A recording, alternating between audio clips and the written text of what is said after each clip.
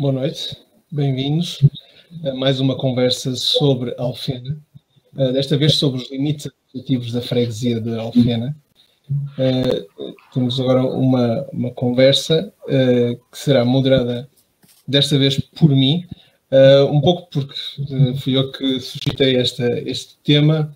Eu sou, apesar de ser associado há algum tempo, eu não estava no início quando a associação foi criada e sempre gosto de ouvir quando o Arnaldo Mamed e o Ricardo Ribeiro contam as circunstâncias em que se encontraram e que acabaram por encontrar um ponto em comum para criar esta associação. E esse ponto em comum estava no facto dos limites históricos de Alfena estarem a ser desprezados e ignorados em grande parte, mas eles continuavam e continuam lá, e até portanto, com vestígios concretos em pedra e nas fontes escritas que ainda hoje, que sobreviveram até hoje. Eu gostaria então que o Arnaldo Mamed começasse por contar qual é o seu conhecimento, como começou o seu conhecimento dos limites da Alfena. Boa tarde, boa noite. Pois eu há muitos anos que conhecia os limites da Alfena, principalmente aqueles que estavam em causa por razões familiares, de terrenos. E eu, desde muito novo, criança, conhecia os limites da freguesia do lado oriental, ou melhor, os limites com Sobrado e com Valongo. O meu pai explicava-me onde é que começava Sobrado, onde é que começava Valongo, inclusive o Conselho de Pai tinha uma certa paixão pelas bandas de música. E em criança eu levava-me ao Santo André, de Sobrado, que era uma festa em dia de semana, e eu ia lá conversar com os amigos e ouvir a banda de música. E quando passava por 7 caminhos, olha, aqui é o limite da Alfena, com Sobrado. Lá descíamos para Vilar, não pela estrada atual, mas pela direita, e lá chegávamos à igreja de Sobrado. Portanto, quando comecei a ver impressos em jornais e outros documentos os limites ditos oficiais da CAOP, eu próprio ficava indignado. Porque não podia ser. Estava completamente errado. Parte de Translessa e inclusive moradias de Translessa pertenciam a Sobrado. O limite com Valongo ia até ao Monte 14, portanto ao limite com Água Longa. Coisas que, quando ele, ao fim e ao cabo, fica ali pelo Lombeiro, entre Lombeiro e Cadeira. E, portanto, depois um pouco mais tarde, comecei a conhecer os marcos. Alguns marcos, 2, que se situam nessa zona e ainda prevalecem, ainda lá, ou melhor, estiveram. Um deles desapareceu com a construção da A41 e situava-se na rotunda da Municipal 606, que dá acesso à A41.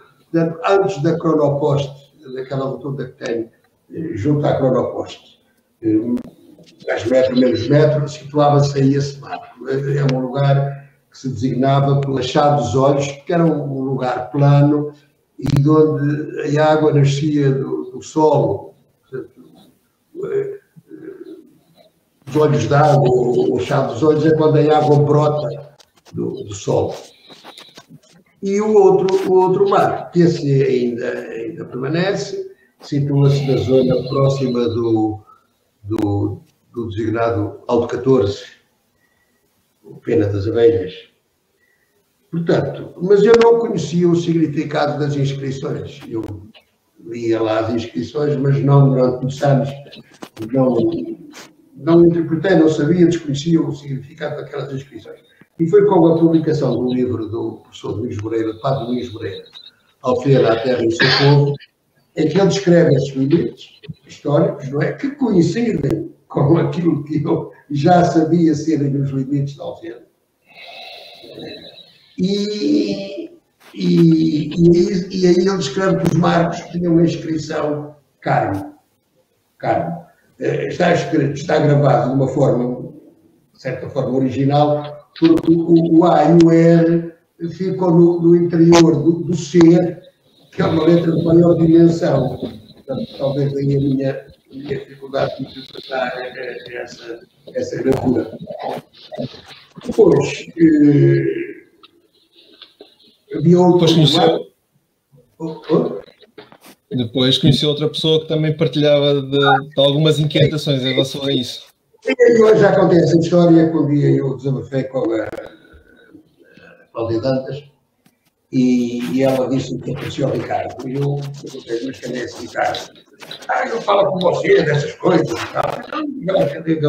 Ele aparecer ou deu.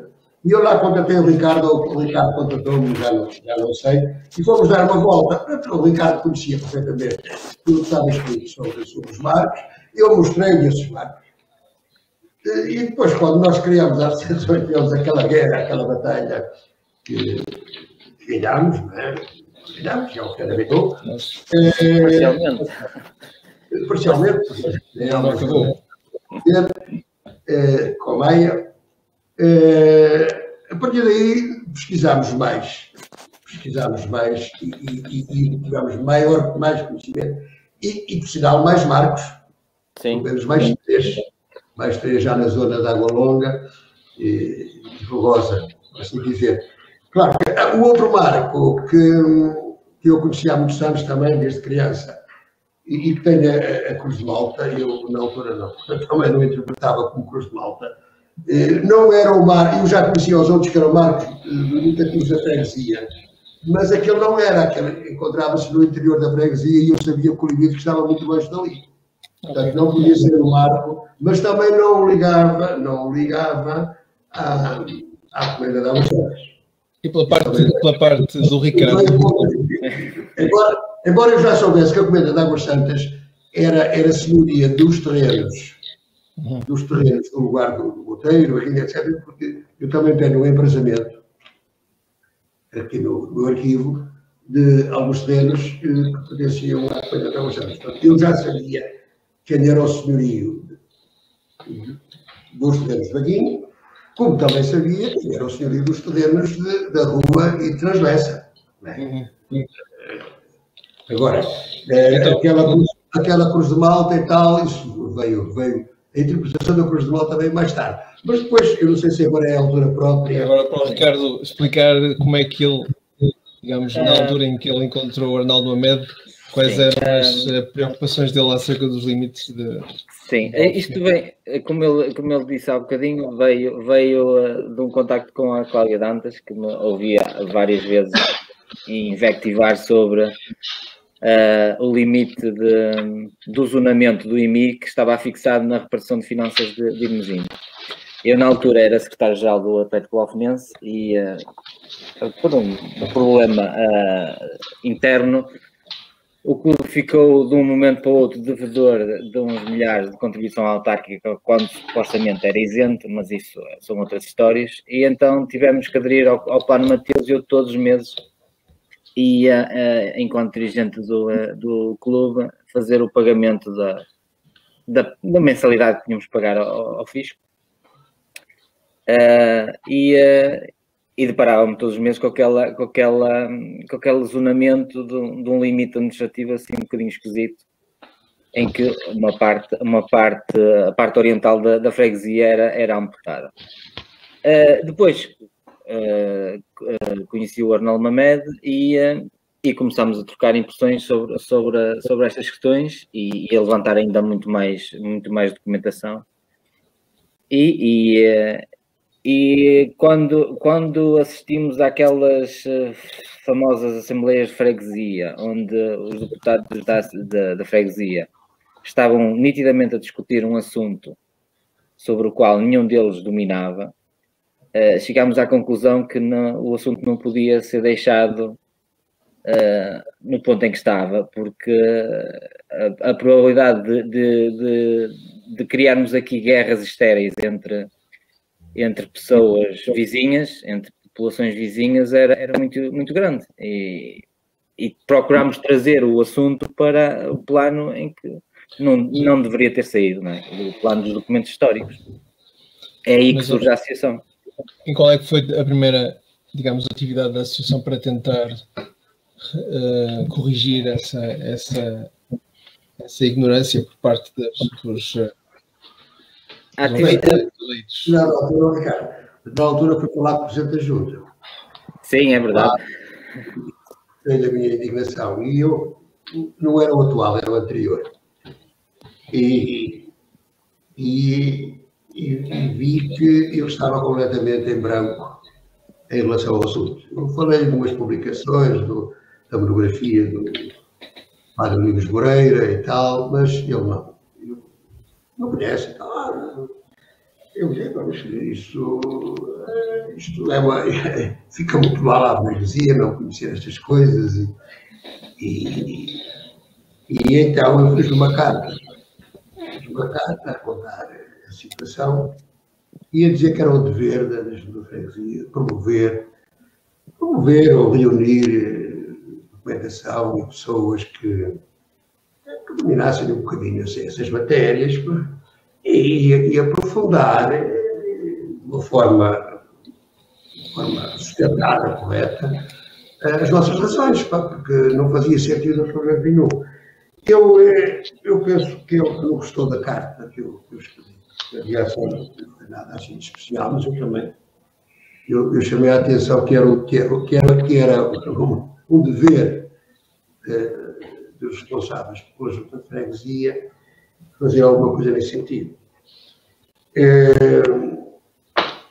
Não vi resultados, mas depois nas reuniões, nas assembleias, o Ricardo recorda melhor essas situações. Sim,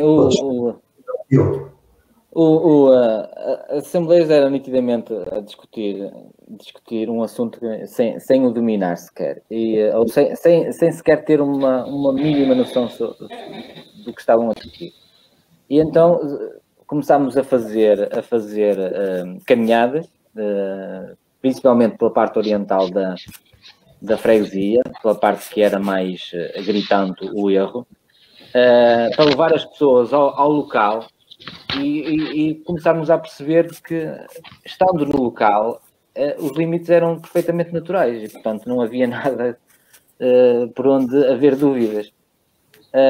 Depois começámos também a fazer fizemos algumas caminhadas pela parte ocidental, para o limite com Folgosa e com São Pedro Finos, e está a fazer por estes dias 9 anos, vi há uns dias uma notificação no Facebook que fizemos uma caminhada em que participou pela primeira vez o Zé Manuel Pereira, não sei se recordas, Zé Manuel, aquela caminhada que fizemos pelo limite com Irmesinde, e demos um pulo a ver as jazidas fósseis.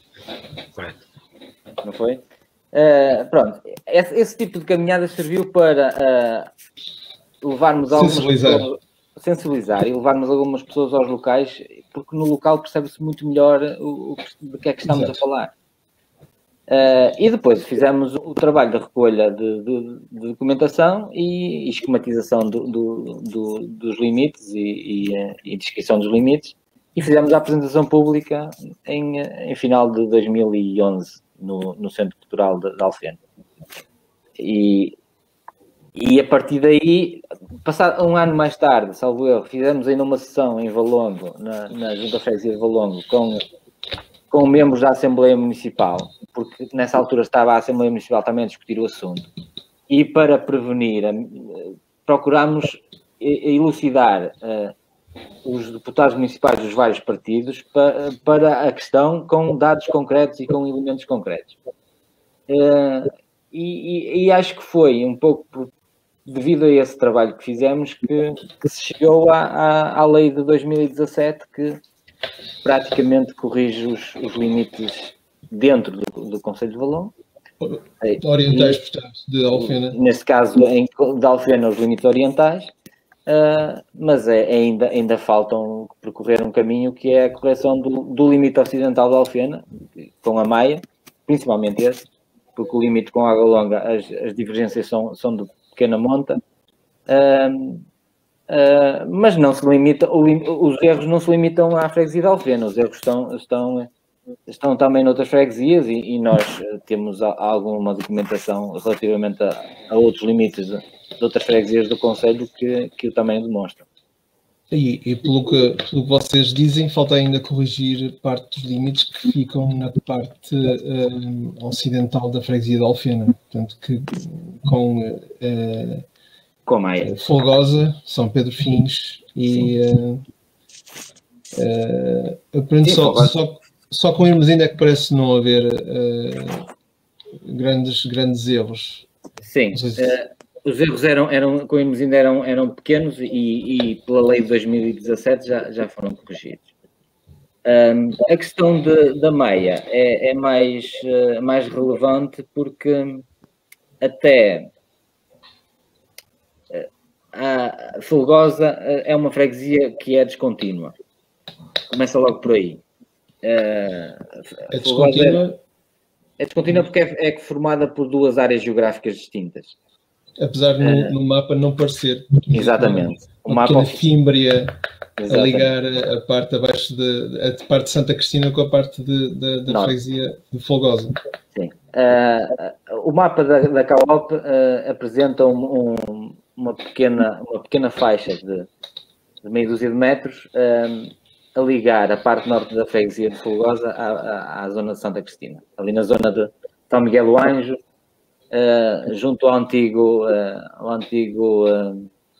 residência dos sindicatos bancários. Só que o problema... Sim. Não sei se fazia agora um pequeno parte histórico acerca das fontes históricas portanto, que descrevem estes limites de Alfena e também os limites de Alfena com as freguesias. Sim, podemos fazer isso. Nós em Alfena temos a sorte de termos um tombo só de Alfena, onde estão os limites de Alfena descritos. Outras freguesias não têm essa sorte e, portanto, é muito mais difícil fazer a recolha dos limites da freguesia. Aqui em Alfena, como a paróquia era digamos assim, de uma entidade que era bastante distante, que era o Colégio do Carmo da Universidade de Coimbra, essa entidade religiosa procurou vir cá a Alfena fazer levantamento, quer dos bens que tinha cá em Alfena, quer da própria delimitação da freguesia. Porquê? Porque, originalmente, os limites das freguesias foram criados para a cobrança do imposto religioso e de outras importâncias que os detentores do direito padroado tinham na freguesia. É essa a origem dos limites. E, portanto, eles vieram cá fixar os limites com ordem régia e temos essa informação nesse tombo da Igreja de São Vicente de Alfena. Na Ordem do Carmo? Sim, do Colégio do Carmo. Do Colégio do Carmo. Agora perdi-me aqui um bocadinho.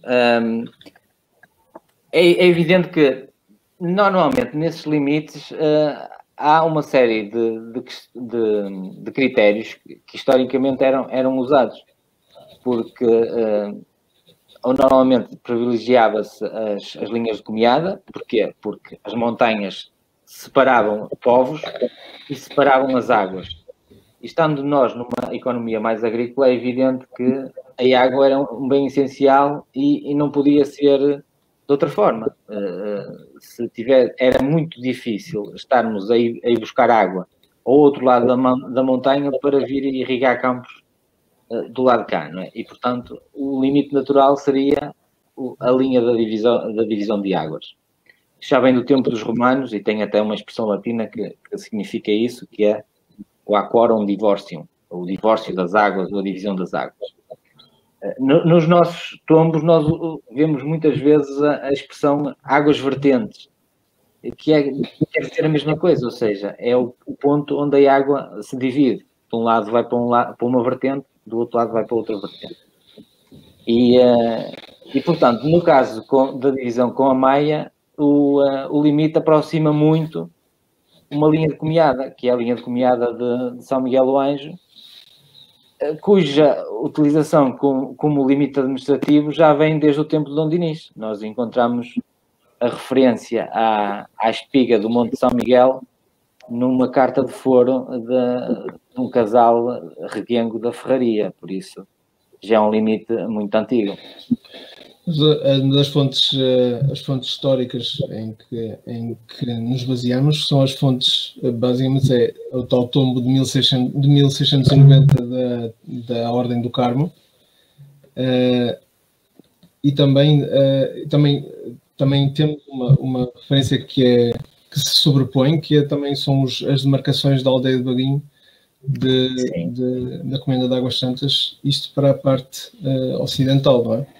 Sim. Que também se sobrepõe e confirma de alguma forma os limites que já tinham sido estudados antes. Mas em relação aos marcos, não sei se vocês podiam descrever mais ou menos concretamente onde é que eles ainda se encontram, de uma forma genérica, e como é que os encontraram. Normalmente, se quiser avançar.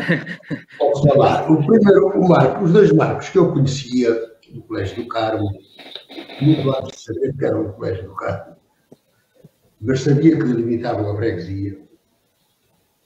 Alfena, com Água Longa, era na tal Chá dos Olhos, onde hoje se situa a rotunda da Estrada Municipal de 606, que é a Rua Senhor do Amparo, que liga Alfena a Sobrado, no acesso para a 41, Transleça, e o outro que está no chamado Monte 14, da Pena das Abelhas, que também divide com a Água Longa. Esses foram os dois primeiros que eu conheci. Conheci também o Marco da Comenda, mas esse não está no limite da freguesia. Esse apenas delimitava os terrenos da Comenda de Águas Santas dos terrenos de Santo Tirso, ou seja, o lugar da aldeia de Baguinho, da aldeia da Ferraria. Mas eu não sabia que era a Comenda, conhecia lá a cruz e tal, mas nunca soube o significado. Portanto, esses dois primeiros, portanto, na Chá dos Olhos, na Pena das Abelhas, e depois, mais tarde, já depois de termos a associação criada, penso eu, um dia eu fui ver os terrenos ali a Saías, convidaram-me e tal, eu fui lá com duas pessoas, e uma delas disse, tenho ali umas pedras com umas letras romanas e tal, e eu disse, vamos lá ver as pedras com as letras romanas, vamos lá correr já e tal. E lá fomos, e então chegámos lá e o tipo diz, não, estás a ver aí, estás a ver? Onde é que estão as letras romanas, pá? Estás a ver? Está ali um 1 e um 0. Um 1 e um 0. E eu disse, isto não é um 1 e um 0, são parte das últimas letras da palavra cargo, não são romanas. Um 1 e um 0, 10. Não, pá, não é romano, 10 é um X. Pá. Portanto, esse foi o terceiro marco que íamos encontrar por esse acaso. E, entretanto, uma das pessoas que assistiu à conversa, e que era secretário lá na zona, só, essas letras nem se leem, pá, mal se vê. Há ali uma pedra na minha bolsa, pá, que as letras são melhores que essas, vê-se muito melhor e tal. Já isso. Lá fomos e encontramos então o outro barco, que é o do Alta Serra, o último marco colocado. É o do Alta Serra, do último marco colocado. As letras romanas era o primeiro, isso aí, porque a delimitação foi feita no sentido ocidental. Sim, contrário ao ponteiro dos relógios. Exato. E o tal que viemos a encontrar depois era o último.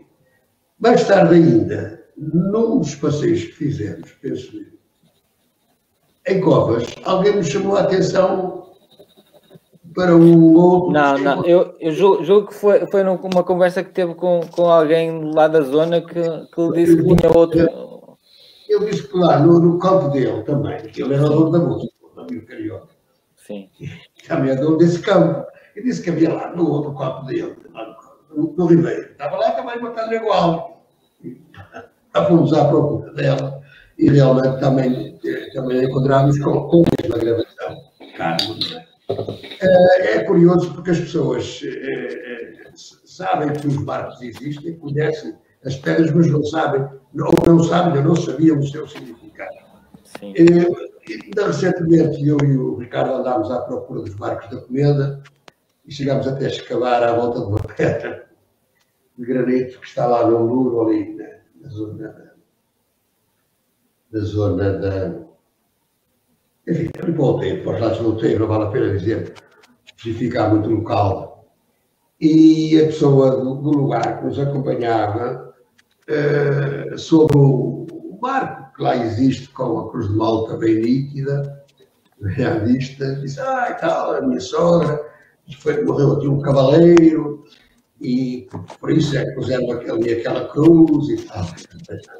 E eu disse, pois se calhar o cavaleiro. Mas o Marco coincidiu neste lugar, mas o Marco não tem a ver com isso. Pronto, as pessoas começam também a informar, de certa forma, e a criar uma lenda à volta de uma inscrição, do Marco, de uma referência, que sabem que são coisas antigas, mas não relacionam corretamente com a verdade, os factos. Mas são os marcos que nós conhecemos. Depois, mesmo aí também, no limite com o limite da aldeia de Bagui, com a Faria, portanto, sobre a limitação da Comenda, nós viemos a encontrar ainda mais, pelo menos, 2 marcos. Sim, na altura das caminhadas nós descobrimos aquele que é o primeiro marco da Comenda, que serve de limitação da freguesia também, no alto da Fontinha, junto às antenas de telemóveis que lá estão, para quem conhece o lugar. Entretanto, já muito recentemente, já depois de sabermos também da delimitação da aldeia de Baguinho, fomos ao local seguir as medições, porque as delimitações estão medidas em varas, não é? E é fácil transcrevê-las para as unidades existentes que atualmente usamos e conseguimos chegar não percebo, olha. ao 7º marco. Sim. Exatamente, foi o último que descobrimos. Foi o último que descobrimos, não é? Andávamos lá no meio da procura. Tivemos a felicidade, entre aspas, porque um incêndio nunca é uma felicidade, de um incêndio ser recente e ter queimado o mato rasteiro.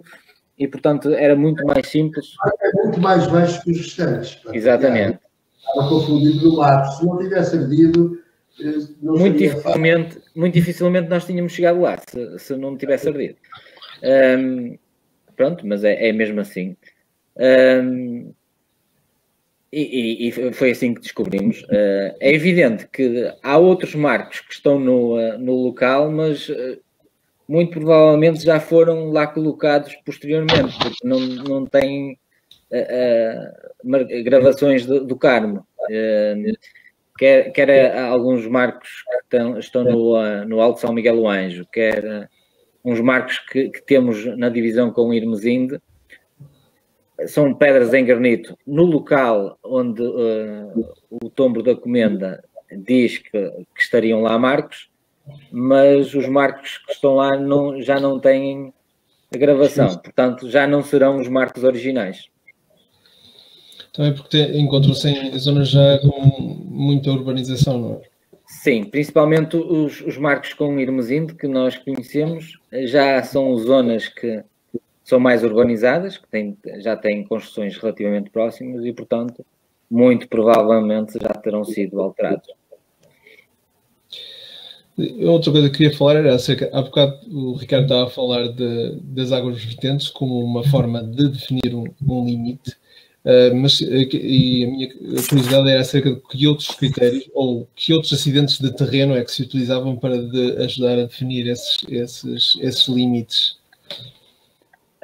Se nós formos ler algumas obras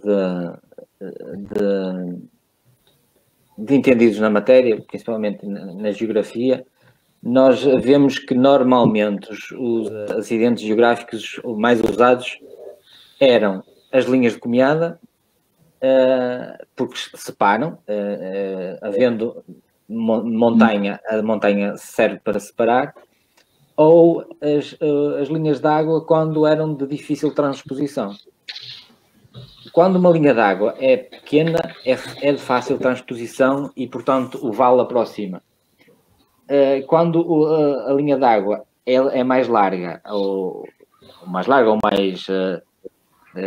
inclinada, por exemplo, torna-se de mais difícil transposição e então a linha d'água passa a dividir as povoações. E, portanto, muitas das vezes temos limites que aproveitam também o facto de termos uma linha d'água. Mas isso não é regra, Ricardo, porque, por exemplo... Não é regra. O Lago em grande parte é o Ribeiro de Covas, que é uma corrente na margem direita do Rio Essa, do horizontal do Rio Essa. E é uma linha d'água relativamente de fácil transposição, mas é ela que, de facto, limita, em grande parte, a altura da água longa. É uma coincidência também, não é? Mas a linha d'água também é de fácil percepção. Este caso é de fácil transposição, mas a sua existência, não é? É facilmente observável, não é? E, portanto, não suscita dúvida, havendo uma referência e um marco, aquela linha de água, aquele ribeiro, é, de facto, o limite de separação. Para termos uma ideia, por exemplo, o limite que estávamos a falar há bocadinho com as freguesias da Maia, a parte inicial, que é, digamos assim, a divisão entre as aldeias da Ferraria e de Vilar de Luz, a Ferraria pertence a Alfena e Vilar de Luz pertence a Folgosa, ele atravessa um vale e, portanto, se nós olharmos bem para o mapa, ele está mais ou menos equidistante das duas aldeias. Se tivermos a norte o lugar de Vilar de Luz e a sul o lugar mais disperso da Ferraria, o limite, de certa forma, está mais ou menos equidistante entre Sainhas e a comiada de São Miguel do Anjo.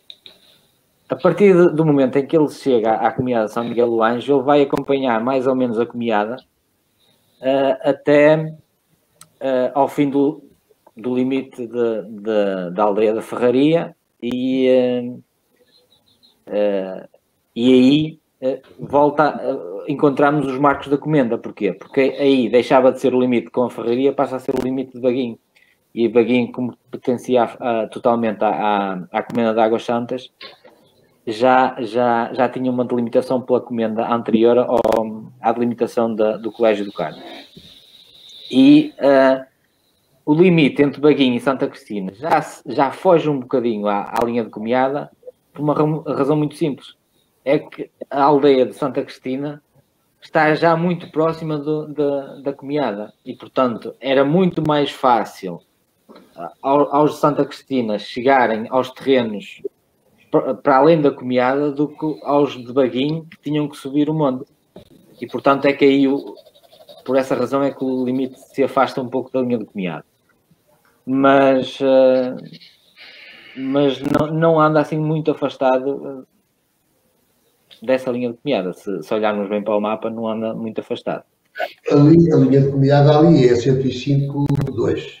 Mais ou menos. Mais ou menos. Ele anda um bocadinho, o limite, anda um bocadinho para Oriente. Para Oriente. Mas não muito. Não muito. Não muito. Eu penso que andará, sei lá, 30, 40 metros, 50 no máximo. Sim.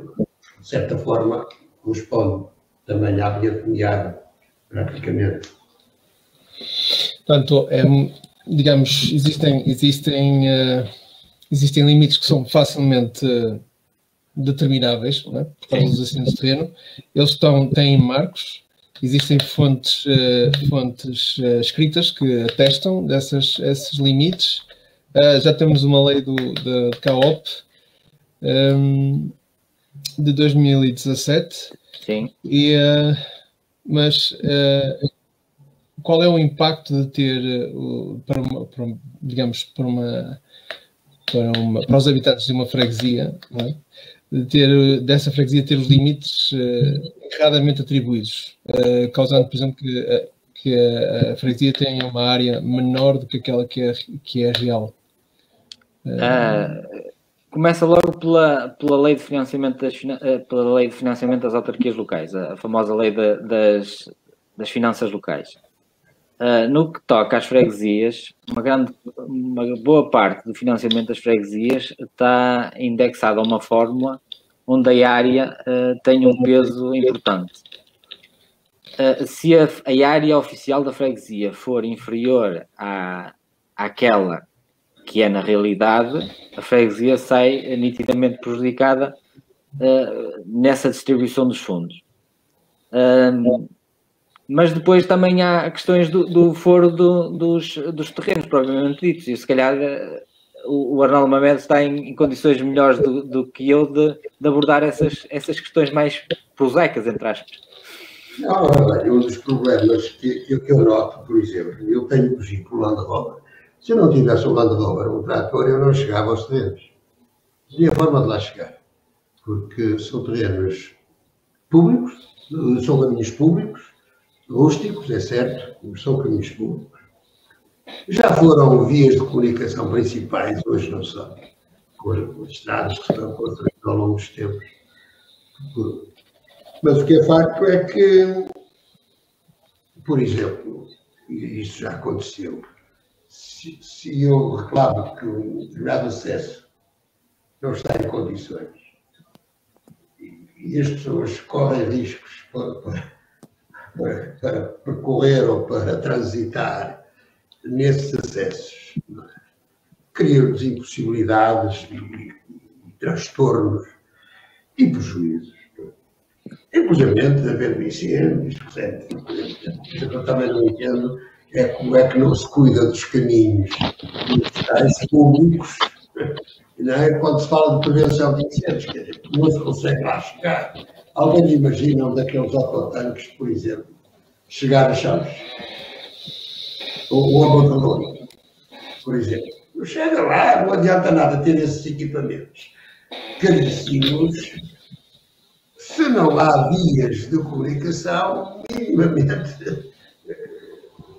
minimamente preparadas para eles lá cederem, transitarem por lá. Portanto, se eu pretender melhorar ou pedir ou solicitar à entidade que gera a freguesia às respectivas juntas, é preciso cuidar deste caminho, porque eu não tenho acesso, eu pago impostos. Eu tenho direito de ter um caminho, o caminho é público, não é privado, não é meu, é de toda a gente. É preciso cuidar disso. Eu tinha de ir a Sobrado, tinha de ir a Valongo, à Junta de Valongo, sabendo eu que os terrenos estão registados há séculos, eu diria séculos. Séculos, porque o primeiro registro predial é do século XIX, dos finais do século XIX, 1890, por aí. Portanto, tinha de ir deslocar-me, sabendo eu que estou de Alfena, os terrenos estão registrados em Alfena, as matrizes são de Alfena, e eu tinha de ir à Junta de Freguesia de Sobrado. Isto no sentido prático. No sentido prático do cidadão comum, não é? Que quer ir ao seu terreno, porque tem lá árvores, porque quer ir lá buscar lenha, porque quer vender a madeira que lá está, ou precisa de ir lá limpar o mato, ou outra coisa qualquer, e não consegue lá chegar. Tem de se dirigir à entidade, não é? Qual é a entidade? É de Valongo? É de Sobrado? É de Alfena? Eu acho que é importante as pessoas saberem. E, sobretudo, as entidades que gerem as freguesias é uma pecha, mas essa pecha já vem de trás e aí não há nada, há muito pouco a fazer. Eles não conhecem o território e não está no seu rol de preocupações conhecer o território. Conhecer. Eles são responsáveis pela junta de freguesia, neste caso, da Alfena, têm de conhecer qual é o âmbito territorial da sua função, ou não. Bem, isso é primordial. Penso eu. Sim. Mas não, nunca ligaram. Aliás, não ligaram, pá, não andam lá. E quando pretenderam fazer alguma coisa, rodearam-se de pessoas que pensavam que sabiam, mas não sabiam. Portanto, não eram as pessoas adequadas. Cometeram erros, investiram autoridade, cometeram-lhes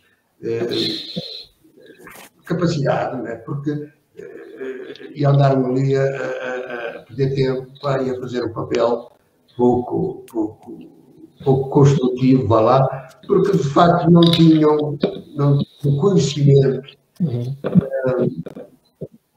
Sim, a propósito dessa ignorância também, quero falar, apesar da lei de 2017 já vai fazer 4 anos este ano. Sim. E a verdade é que quando uma pessoa pesquisa Alfena no Google Maps, o que aparece são os limites anteriores com a parte oriental amputada de Alfena. Eu sei que o Ricardo já abordou a Google em relação a isso. Sim, já abordei a Google, mas a Google até à data não fez nada para corrigir essa situação. Também abordei a Google há uns tempos sobre o erro que tinham no endereço da plataforma logística da Jerónimo Martins, que estava como pertencendo a Sobrado, e há dias recebi uma notificação de que o meu reparo estava a ser analisado. Isto cerca de 2 anos depois do reparo ter sido feito. Não sei. Algum dia onde corrigir o erro, digo eu. Mas mais grave do que a Google é nós termos o Ministério da Administração Interna, que supostamente devia cumprir a lei, sempre que há umas eleições, nos brinda com um mapa da freguesia de Alfena, e por falarmos de Alfena, que estamos a falar, um mapa errado. A lei já foi publicada em 2017. De 2017 já tivemos vários atos eleitorais, inclusive este ano 1, e se formos lá aos resultados eleitorais, à plataforma de resultados eleitorais, se selecionarmos os resultados da Alfena, o mapa que nos aparece no canto superior direito está errado. Não cumpre a lei de 2017. Devem ser gente muito ocupada. Bem, eu suponho que será uma questão de tempo até as pessoas começarem a prestar atenção. Entretanto, também temos a noção e a informação de que outras freguesias adjacentes à Alfena e os respectivos municípios estão agora a ter interesse em definir e fixar concretamente os seus limites com a ajuda das fontes históricas. Eu sei se José Pereira e o Ricardo querem falar um pouco mais desses contactos e dessas... O contacto que tivemos, antes de passar a palavra ao Zé Manuel, é simples. Nós há uns tempos tivemos um contacto do Presidente da Junta de São Pedro Fins, via o Arnaldo Amed, porque ele soube que tínhamos publicado uma série de artigos relacionados com os limites da Alfena na Voz de Hermesinde, e por intermédio do Arnaldo Mamed contactou-nos para dar-nos uma ajuda num levantamento que eles estavam a fazer sobre os limites administrativos de São Pedro Fins. E nós estivemos com ele ali na zona da Capela de São Miguel do Anjo. O limite com São Pedro Fins e Alfena é relativamente reduzido. É naquela parte que separa as duas porções territoriais da freguesia do Fulgosa, e estivemos lá a explicar qual era a nossa interpretação do tombo e o texto do nosso tombo. E ele próprio tinha o tombo de São Pedro Fins, que foi elaborado pelo Mosteiro de São Bento Ave Maria, o mosteiro que existia no sítio onde hoje está a estação de São Bento, no Porto, que era o detentor do padroado de São Pedro Fins, e portanto tinha um tombo que também coincidia com o tombo de Alfena. Agora, mais recentemente, nós temos estado a estudar, e com o Zé Manel temos estado a estudar o limite, alguns dos limites de Irmesinde, da freguesia de Irmesinde. Irmesinde tem essa particularidade, é que os limites estão repartidos um pouco pelos tombos das freguesias limítrofes, e nós encontramos no arquivo da Comenda de Águas Santas a delimitação da freguesia de Águas Santas, que inclui o limite ocidental de Irmesinde, porque Irmesinde, desde o Moinho dos Baiões até ao extremo norte de São Paio, confina com Águas Santas. Estamos neste momento a trabalhar esse limite. Já temos, de certa forma, um traçado dele até ao Rio Lessa, mas ainda não temos o trabalho concluído. Mas o Zé Manuel, se quiser abordar também um bocadinho a questão. Houve aqui um lapso momentâneo, fiquei sem internet. Vocês ficaram sem ver, mas eu estava-vos a ver e estava-vos a ouvir principalmente. Eu só queria aqui se referenciar, enfim, em relação aos limites estabelecidos, neste caso, de Irmesinde, o Ricardo tem referenciado. Há aqui um aspecto e que sobre ele poderá, melhor que eu, nesta matéria, referenciar. Há aqui um aspecto que gostava que fosse referido e melhor entendido, isto é, por que razão é que estamos sempre a falar, ou há preocupação, não é, questão de estarmos, por que razão é que há uma preocupação de estabelecer esta necessidade da supressão de alguns erros existentes, ou de muitos erros existentes, para a delimitação fidedigna dos limites territoriais de cada uma das freguesias e do concelho no seu todo. Não é uma questão, enfim, de capricho, é mais que isso. A questão é esta, é que nós podemos fazer a abordagem desta temática segundo duas vertentes. É que há uma necessidade, quer para o proprietário, quer para quem tem o usufruto do seu prédio, seja ele prédio urbano ou seja ele prédio rústico, o usufruto, saber de certa forma, conforme até veremos um pouco mais à frente, com quem confronta, quais são as áreas, que área é que é estabelecida e em que nome e onde se localizam essas mesmas propriedades, esses mesmos prédios rústicos, sejam eles urbanos. Se denota-se aqui um interesse importante para o proprietário, para o cidadão e também para o munícipe, enquanto munícipe, não podemos esquecer e lograr neste sentido a importância que a própria Carta Administrativa Oficial de Portugal, que nós designamos pela CAOP, tem, nomeadamente para as câmaras municipais, porque da parte individual, se a parte do munícipe existe efetivamente a preocupação do conhecimento no terreno, quais as áreas, com quem confronta, quais são os reais proprietários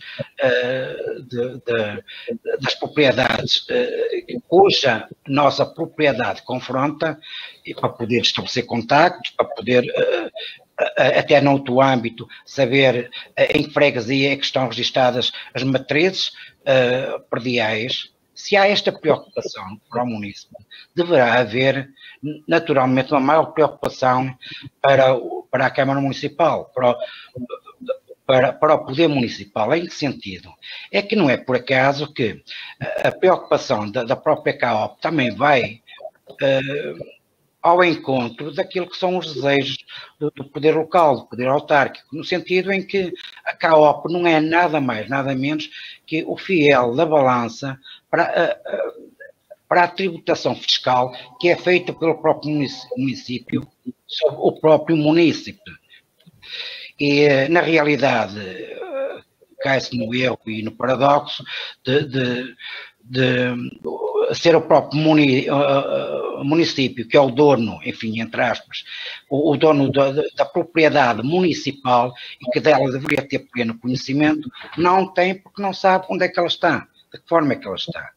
Aliás, este rastreamento, esta preocupação deste rastreamento, no sentido porque aqui não está só em discussão, apesar de também estar, mas não complementa só esta necessidade de saber quais são os limites das freguesias, mas também quais os limites de cada um dos terrenos, de cada um dos prédios que constitui cada uma das suas freguesias. Pronto.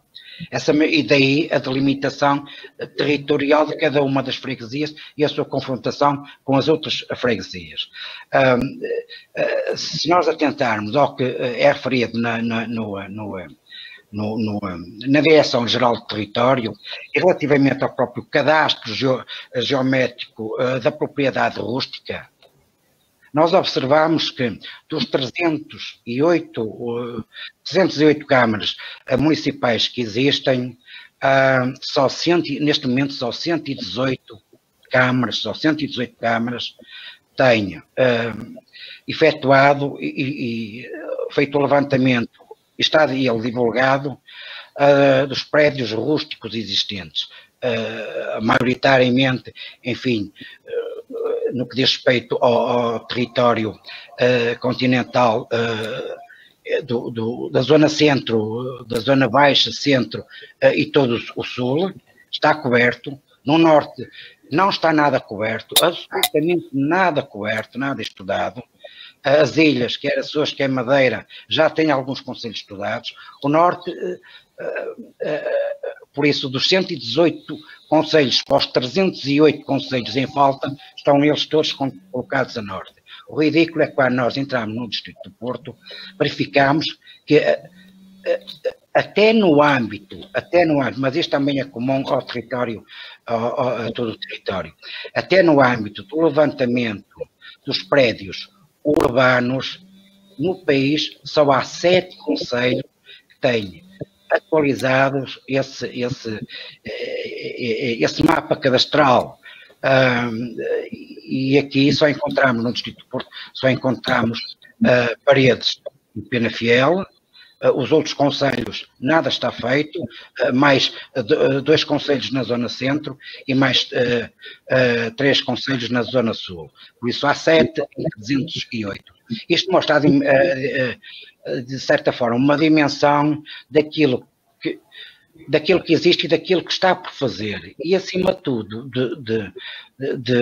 de uma falta de consciencialização da importância que isto é, numa primeira linha, para os mais interessados, que a nível coletivo é a tributação fiscal, e nesta guerra de saber o que é que existe, onde e com quem e que área que esses mapas estão por atualizar. Aliás, eu gostava só de terminar com este aspecto. E não é todo provável o facto do desconhecimento dos próprios proprietários sobre eventuais propriedades que tenham a seu cargo.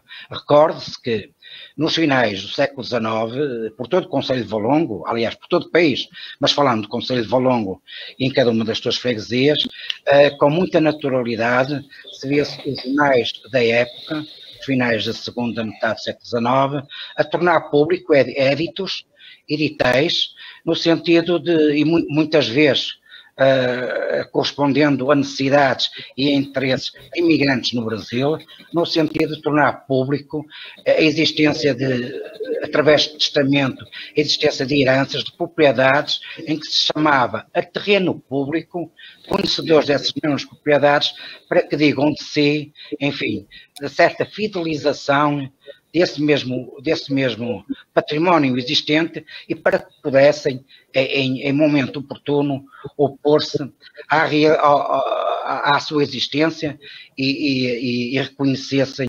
que esse património, essa propriedade era efetivamente pertencente ao herdeiro.